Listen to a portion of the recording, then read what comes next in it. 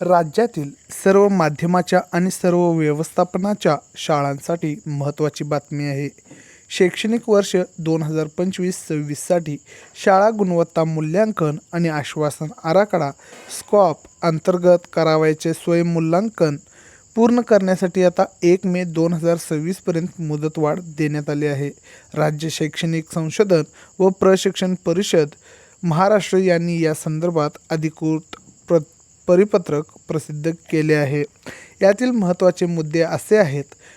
शाळांना आता 1 मे 2026 रोजी सायंकाळी 6 वाजेपर्यंत आपले स्वयंमूल्यांकन पूर्ण करता येणार आहे.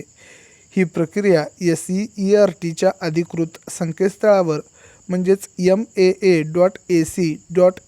यावरील स्कॉप या टॅबमध्ये जाऊन पूर्ण करायचे आहे. राज्यातील सर्व माध्यमाच्या मराठी, इंग्रजी इत्यादी आणि सर्व व्यवस्थापनाच्या शासकीय, अनुदानित, खाजगी शाळांना हे मूल्यांकन पूर्ण करणे बंधनकारक असणार आहे. तर मुदतवाढ का देण्यात आली आहे? यापूर्वी ही मुदत 15 एप्रिल 2026पर्यंत होती.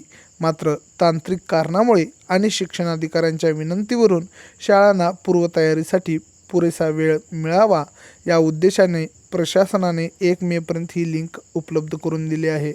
प्रशासनाचे निर्देश काय आहेत ते पाहूया. जिल्ह्यातील सर्व शाळांनी विहित मुदतीत ही माहिती भरावी. यासाठी जिल्हा शिक्षण आणि प्रशिक्षण म्हणजेच डायट आणि प्राथमिक माध्यमिक शिक्षणाधिकाऱ्यांना ऑनलाईन किंवा ऑफलाईन बैठकांचे आयोजन करण्याचे निर्देशही देण्यात आले आहेत. महत्त्वाची टीप अशी आहे, शाळांनी शेवटच्या क्षणाची वाट न पाहता तातडीने आपले स्वयंमूल्यांकन पूर्ण करावे, जेणेकरून तांत्रिक अडचणी येणार नाहीत.